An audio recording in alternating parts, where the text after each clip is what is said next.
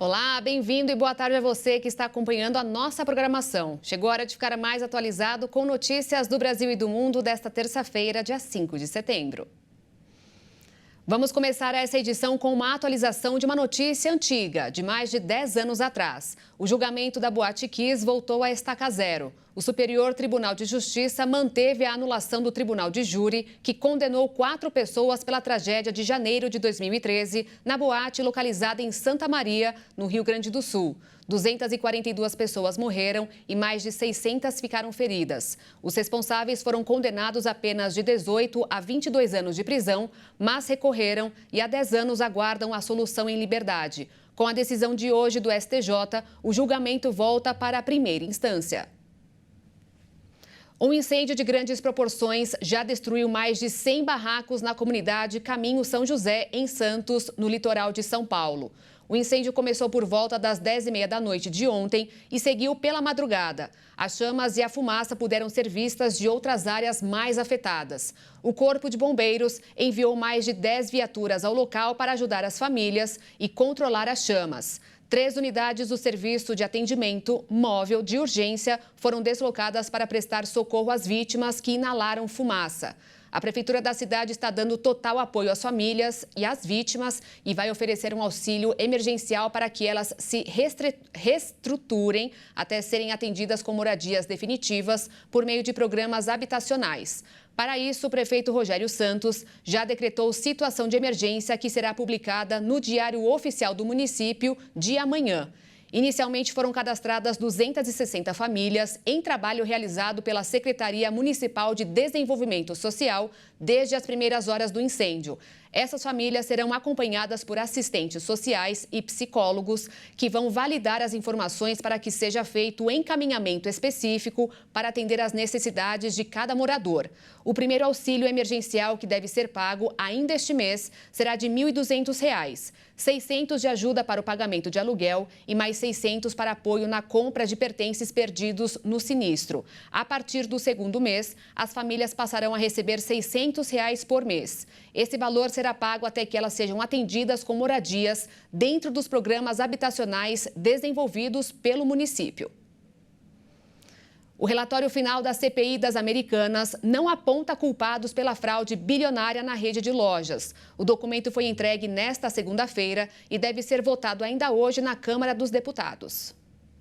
O deputado Carlos Chiodini, relator da CPI das Americanas na Câmara, foi o responsável pelo documento. O relatório diz que houve fraude contábil na empresa e reconhece que ex-diretores e ex-executivos da Americanas podem ter participado, mas não aponta nenhum responsável. Depois de quase 4 meses de trabalhos e diversos depoimentos de diretores e executivos da empresa, a CPI não conseguiu responder quem foram os responsáveis pela fraude, que provocou um rombo de 20 bilhões de reais no balanço da companhia. Os principais acionistas e o ex-presidente da empresa não foram ouvidos pela comissão. A CPI foi instaurada em 17 de maio deste ano, para apurar as inconsistências contábeis de 20 bilhões de reais reveladas pelas Americanas em janeiro deste ano. O prazo para a conclusão dos trabalhos da comissão se encerra no próximo dia 14 de setembro. A companhia está atualmente em recuperação judicial com dívidas declaradas de 40 bilhões de reais e quase 7 bilhões em títulos.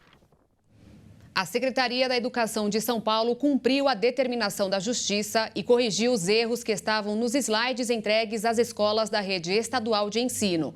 Nenhuma matéria foi poupada. Além de erros grosseiros de gramática e matemática, havia informações complementares sem sentido, como a de que a capital paulista tem uma praia. Segundo a Secretaria, os funcionários responsáveis pela elaboração do material foram demitidos. 2% dos brasileiros dizem que não têm a mínima condição de pagar dívidas atrasadas. O pior indicador da história foi revelado pela Confederação Nacional do Comércio. Pelo segundo mês seguido, caiu o volume de pessoas endividadas. O número de quem tem qualquer tipo de acerto a fazer em empréstimos ou prestações fechou o mês de agosto em pouco mais de 77%. Já no caso de inadimplentes, ou seja, quem está com dívidas atrasadas, aumentou para 30%, o que é o nível mais alto dos últimos 8 meses. Segundo a Confederação Nacional do Comércio, o que mais contribui para isso acontecer é ter mais de um cartão de crédito, fazer 2 ou 3 empréstimos e comprar mais do que o orçamento comporta. Além disso, a proporção de famílias que afirmam que não vão ter condições de pagar e vão continuar na inadimplência chegou ao nível recorde de 12,7% do total de consumidores no Brasil, principalmente na baixa renda. A gente tem um volume que cresceu mais de consumidores nessa situação entre as pessoas com 0 a 3 salários, e isso mostra que mesmo com uma inflação trazendo uma trégua para esse orçamento doméstico, ainda é um desafio conseguir negociar uma dívida ou pagar uma dívida que está atrasada há mais tempo e que sofre mais com esses juros altos, que aumentam a despesa com juros e acabam tornando o valor da dívida muito significativo e essa família não consegue pagar. Vamos ao Minuto da Economia de hoje.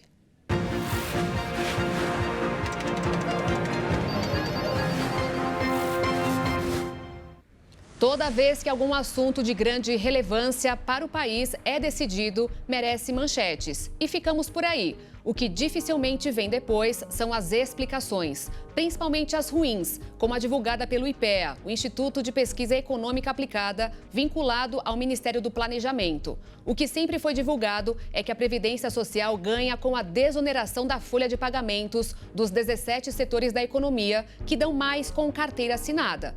Bom, o IPEA levantou os números de 87 setores na última década e viu que os 47 abriram mais vagas, nenhum recebeu o benefício da desoneração.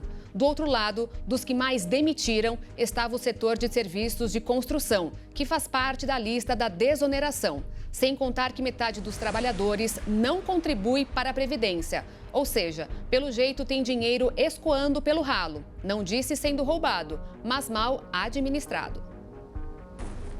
E olha só, a ONU fez hoje 2 alertas. O primeiro de que espécies de insetos invasoras que destroem plantações, devastam florestas, espalham doenças e alteram ecossistemas têm se espalhado cada vez mais rápido pelo mundo. O segundo é que a humanidade não tem conseguido detê-las. As espécies invasoras destroem cultivos, devastam bosques, propagam doenças, alteram o ecossistema e a humanidade não tem conseguido detê-las. Relatamos que 60% das extinções globais de espécies foram causadas única ou conjuntamente com outros fatores por espécies exóticas invasoras.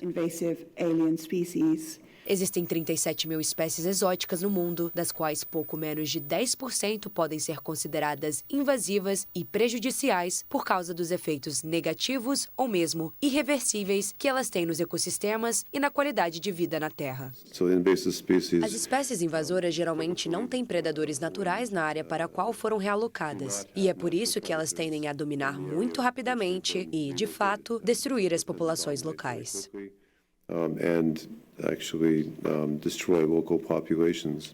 De acordo com os cientistas, por acidente ou de propósito, quando espécies não nativas aparecem do outro lado do mundo, a responsabilidade é sempre dos humanos. O relatório afirma que o desenvolvimento econômico, o crescimento populacional e as mudanças climáticas aumentarão a frequência e o escopo das invasões biológicas e os impactos de espécies exóticas invasoras. Apenas 17% dos países têm leis ou regulamentos em vigor para lidar com os invasores. A situação está custando mais de 400 bilhões de dólares por ano em danos e perda de receita, o equivalente ao PIB da Dinamarca ou da Tailândia.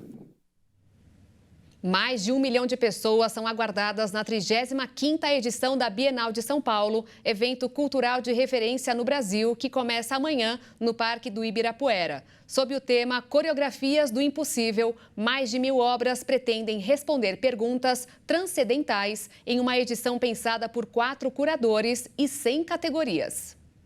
O evento Referência para a Cultura no Brasil reúne cerca de 1.100 obras de 121 artistas de diferentes partes do mundo que tentam responder perguntas transcendentais, como tornar o impossível possível. Quais são as soluções para essas impossibilidades? 4 curadores foram definidos com a proposta de atuar horizontalmente, procurando dissolver estruturas hierárquicas para criar uma edição sem categorias. Estamos ante uma exposição que é... Esta é uma exposição que é muito crítica. É sobre questões afrodescendentes, questões da diáspora. Há arquivos trans, há elementos complexos, mas não é essencialista. Complexos, mas não é essencialista em absoluto. Os temas são apresentados não como fragmentados, mas apresentam-se como várias camadas de uma mesma obra. Então, eu diria que nós filosofamos muito sobre o que é o impossível e o que é impossível. Olha, nós estamos muito otimistas com o público. Nossa meta é voltar a atingir o público de 1 milhão de visitantes que já tivemos no passado. As obras ficam em exposição em um pavilhão no Parque do Ibirapuera, um espaço de 30 mil metros quadrados, até 10 de dezembro. A entrada é gratuita. E eu fico por aqui, obrigada pela sua companhia. Mais notícias daqui a pouco às 6h30 com a Maria Alice Dias e a Juliana Dariva. Eu volto ao vivo às 10 da noite com o Alexandre Jaqueto no Jornal das 22 e espero por você. Um ótimo fim de terça-feira. Tchau.